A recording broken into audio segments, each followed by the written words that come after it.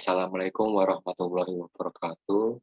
Selamat sore, Sobat Mini dan teman-teman semua. Pada kelas fisiologi tumbuhan sore ini, izinkan saya selaku perwakilan dari kelompok 10 dan teman-teman kelompok 10 untuk mempresentasikan hasil diskusi kami tentang siklus Krebs dan faktor-faktor yang mempengaruhi respirasi.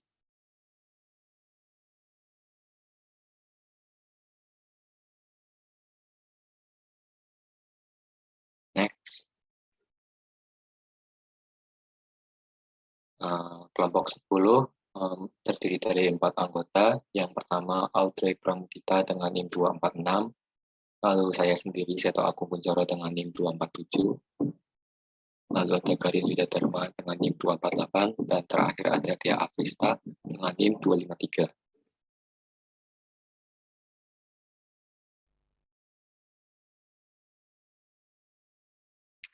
Yang pertama, pengertian siklus Krebs.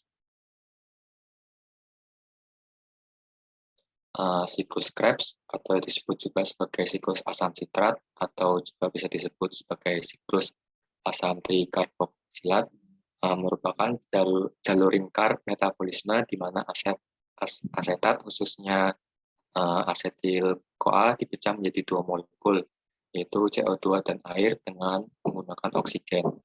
Siklus Krebs juga merupakan sumber molekul untuk proses anabolik seperti pembentukan asam lemak, asam amino, dan gluconeogenesis.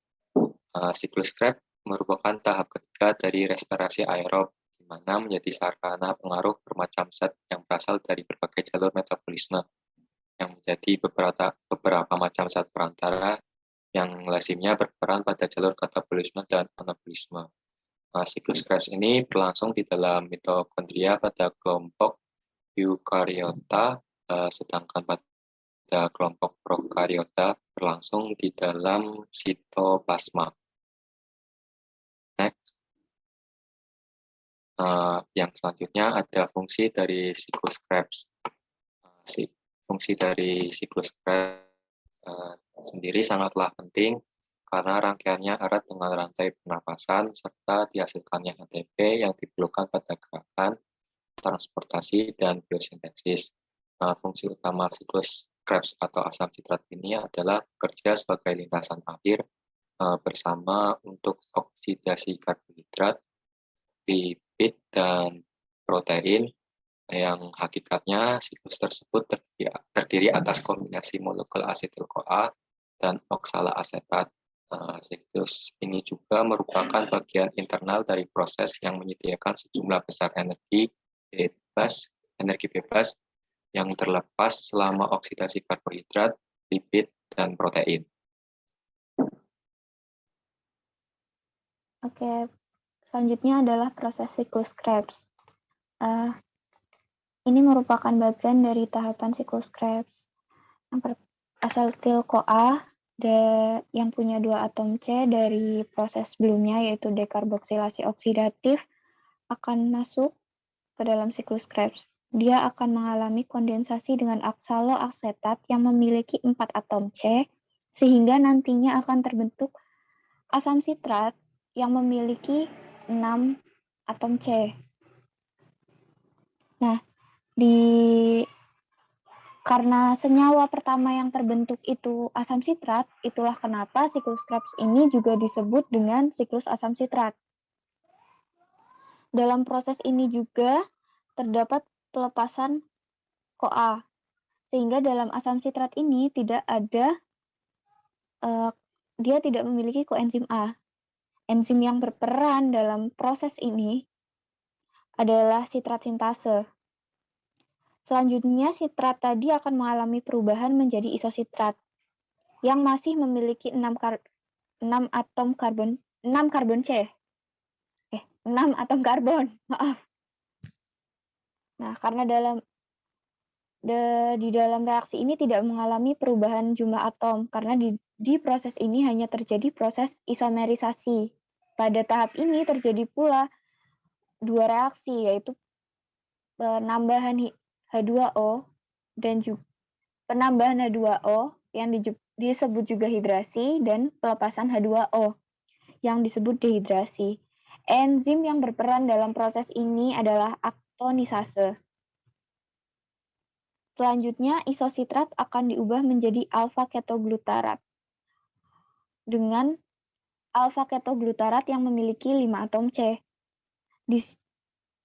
Itu artinya ada pelepasan satu ikatan C. Nah, C yang dilepas tadi akan membentuk CO2. Lalu, di sini juga terjadi pelepasan elektron. Nah, elektron tadi akan ditangkap oleh NAD+, sehingga terbentuk NADH. Enzim yang berperan dalam proses ini adalah isositrat dehidrogenase. Selanjutnya, alfa-ketoglutarat akan diubah menjadi suksinil CoA yang memiliki 4 atom C. Berarti pada tahap ini terjadi pula proses pelepasan satu atom karbon atau yang disebut dengan proses dekarboksilasi. Karbon yang tadi dilepaskan akan membentuk CO2. Selain itu, ada pula reduksi NAD+ sehingga terbentuk NADH. Lalu, terjadi pula penambahan koenzim A sehingga nanti terbentuk koenzim A yang akan berikatan dengan suksinil yang memiliki 4 atom karbon sehingga nantinya akan terbentuk suksinil CoA. Enzim yang berperan dalam proses ini adalah alfa-ketoglutarat dehidrogenase. Selanjutnya, suksinil CoA yang memiliki 4 atom C akan diubah menjadi suksinat yang memiliki 4 atom karbon C, 4 atom C. Itu artinya di sini tidak terjadi pelepasan satu atom. Tidak terjadi pelepasan atom C seperti yang terjadi di proses sebelumnya. Pada proses ini terjadi pelepasan koenzim A yang dibantu oleh fosfat inorganik ini. Fosfat inorganik ini gunanya untuk memutus ikatan koenzim A yang berikatan dengan 4 atom C tadi. Nah, si fosfat inorganik ini kemudian berikatan dengan GDP membentuk GTP. Apabila ditransfer kembali, nanti GTP ini akan membentuk ATP. Sebenarnya GTP dan ATP ini jumlah energinya itu sama. Lalu selanjutnya ada suksinat yang tadi sudah terbentuk, kemudian diubah menjadi fumarat dengan 4 atom C. Pada proses ini terjadi pelepasan elektron kembali. Elektron tadi ditangkap oleh FAD, kemudian membentuk FADH 2 kali. Enzim yang berperan dalam proses ini disebut dengan suksinat dehidrogenase. Kemudian, fumarat yang memiliki 4 atom C akan diubah kembali menjadi malat yang memiliki 4 atom C. Pada proses ini terjadi penambahan H2O. Enzim yang berperan dalam proses ini adalah fumarase. Kemudian, malat akan diubah menjadi oksaloaksetat yang memiliki 4 atom C. Dalam proses ini terjadi pembentukan NADH yang berasal dari NAD+. Enzim yang berperan dalam proses ini adalah malat dehidrogenase. Jadi jika ditotal dalam satu siklus Krebs terbentuk 3 NADH, 1 FADH 2 kali, dan 1 ATP. Nah, dikarenakan dari proses dekarboksilasi oksidatif, proses sebelum siklus Krebs ini menghasilkan 2 asetil-CoA, sehingga bisa dikatakan dalam sekali siklus Krebs itu bisa didapatkan 2 ATP dan 6 NADH dan 2 FADH 2 kali. Nah, apabila ini dilanjutkan kembali prosesnya masuk ke rantai transport elektron, akan didapatkan jumlah ATP sebesar 2 ATP yang didapatkan secara langsung dan secara tidak langsung yang tadi dimasukkan dulu ke rantai transport elektron. Jika dikonversi akan mendapatkan sekitar 22 ATP. Selanjutnya ada faktor-faktor yang mempengaruhi respirasi. Next. Faktor yang mempengaruhi respirasi. Yang pertama ada ketersediaan substrat, di mana laju respirasi tergantung pada ketersediaan substrat. Maka apabila ketersediaan substrat sedikit, maka rendah pula laju respirasinya. Demikian sebaliknya, bila substrat yang tersedia cukup banyak, maka laju respirasi akan meningkat. Selanjutnya ada ketersediaan oksigen. Ketersediaan oksigen akan mempengaruhi laju respirasi. Namun besarnya pengaruh tersebut berbeda bagi masing-masing spesies dan bahkan berbeda antar organ pada tumbuhan yang sama. Fluktuasi normal kandungan oksigen di udara tidak banyak mempengaruhi laju respirasi, karena jumlah oksigen yang dibutuhkan tumbuhan untuk berrespirasi jauh lebih rendah dari oksigen yang tersedia di udara. Itu yang selanjutnya ada suhu. Pengaruh faktor suhu bagi laju respirasi tumbuhan sangat terkait dengan faktor G10, di mana C umumnya laju reaksi respirasi akan meningkat untuk setiap kenaikan suhu sebesar 10. Hal ini tergantung pada masing-masing spesies. Selanjutnya ada tipe dan umur tumbuhan. Tipe dan umur tumbuhan, masing-masing spesies tumbuhan memiliki perbedaan metabolisme. Dengan demikian, kebutuhan tumbuhan untuk berrespirasi akan berbeda pada masing-masing spesies. Tumbuhan berrespirasi akan berbeda pada masing-masing spesies. Tumbuhan muda menunjukkan laju respirasi yang lebih tinggi dibanding tumbuhan yang tua. Demikian pula pada organ tumbuhan yang sedang dalam masa pertumbuhan. Next.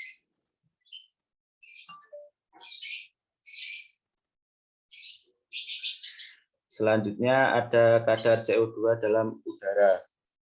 Kurangnya O2 atau kelebihan CO2 tampak pada kegiatan respirasi biji-bijian, akar maupun batang yang terpendam dalam tanah. Jika kadar CO2 naik sampai 10% dan kadar O2 turun sampai 0%, maka respirasi akan terhenti. Selanjutnya ada persediaan air. Jika kadar air sedikit, maka respirasi kecil. Jika biji direndam air, maka respirasi menjadi lebih giat. Pada tahun yang layu, maka respirasi lebih giat.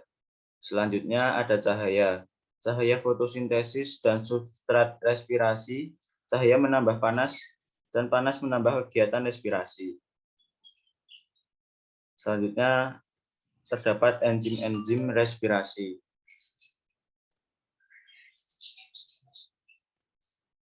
Enzim-enzim respirasi dapat kita bagi atas golongan-golongan seperti transfosforilase, desmolase, karboksilase, hidrase, dehidrogenase, oksidase, peroksidase, dan katalase. Untuk yang pertama ada transfoforilase. Enzim ini kegiatannya berupa memberi H3PO4 dari molekul yang satu ke molekul yang lain. Dalam pemberian fosfat tersebut, beberapa transfosforilase membutuhkan bantuan ion-ion Mg12.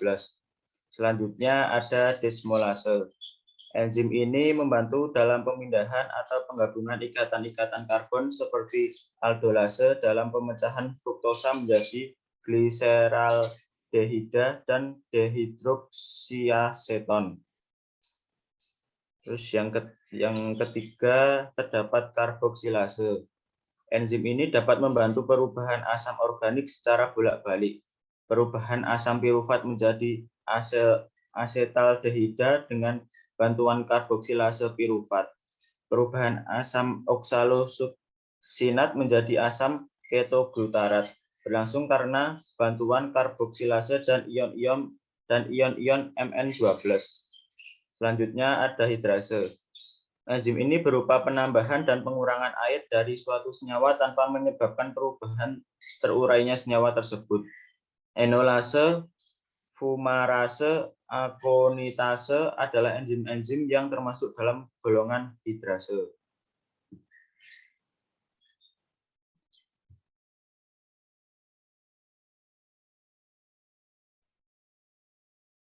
Selanjutnya ada enzim dehidrogenase. Enzim ini berfungsi untuk mengambil hidrogen dari zat yang satu serta menambahkan zat tersebut ke zat yang lain. Zat yang memberikan hidrogen nantinya akan disebut donor, sedangkan yang menerima akan disebut reseptor. Lalu selanjutnya ada oksidase, yang enzim berupa suatu protein yang mengandung besi atau tembaga. Nah, fungsi enzim ini sebagai mempergiat penggabungan O2 dengan suatu substrat. Lalu selanjutnya ada peroksidase yang merupakan enzim untuk membantu mengoksidasi ikatan senyawa-senyawa fenolat, yang biasanya enzim ini mempunyai besi sebagai gugus prostetiknya. Dan yang terakhir ada enzim katalase yang berfungsi sebagai membantu pengubahan hidrogen peroksida menjadi air dan oksigen. Nah, enzim ini biasa terdapat pada sel-sel tanaman maupun hewan.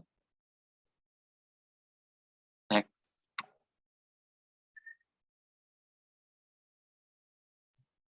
Selanjutnya ada studi kasus. Kalau kita mengambil salah satu skripsi yang berjudul respon laju respirasi mitokondria terhadap pemberian ekstrak kasar tanaman afrodisia. Next.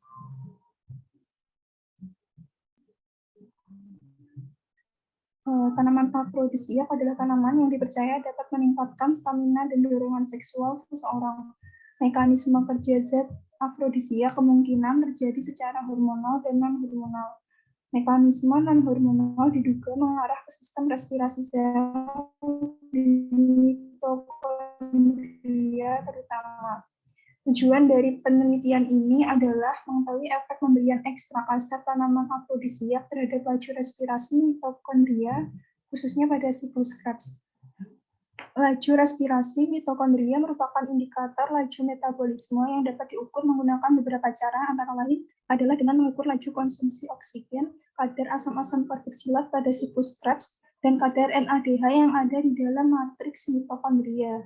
Oksidasi NADH merupakan indikator laju metabolisme karena oksidasi NADH akan mengakibatkan terjadinya transport elektron dan fosforilase oksidatif.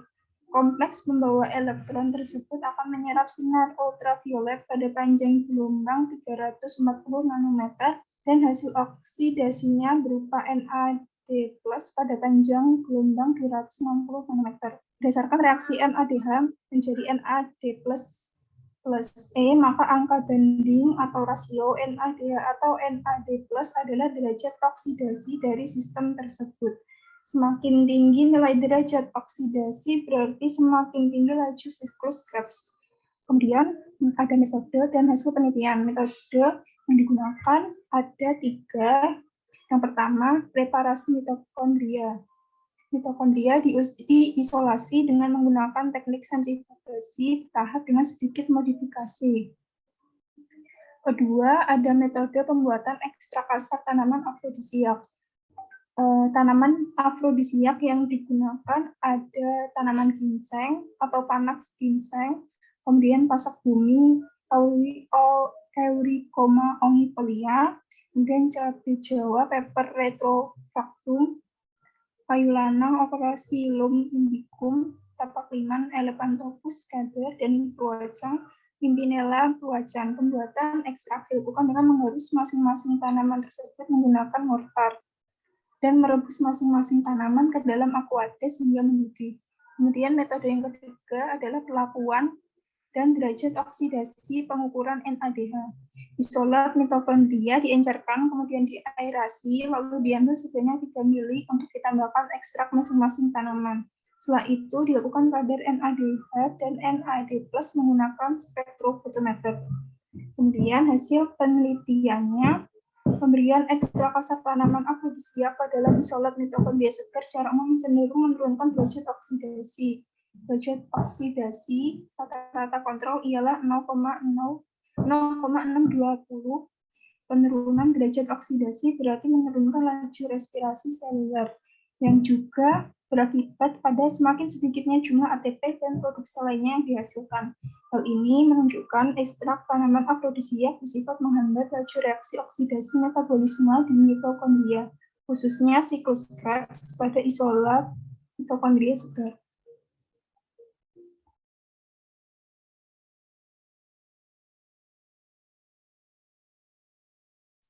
Demikianlah presentasi dari kelompok kami. Jika ada pertanyaan, bisa ditanyakan melalui via WA Group. Kurang lebihnya mohon maaf. Wassalamualaikum warahmatullahi wabarakatuh. Selamat sore.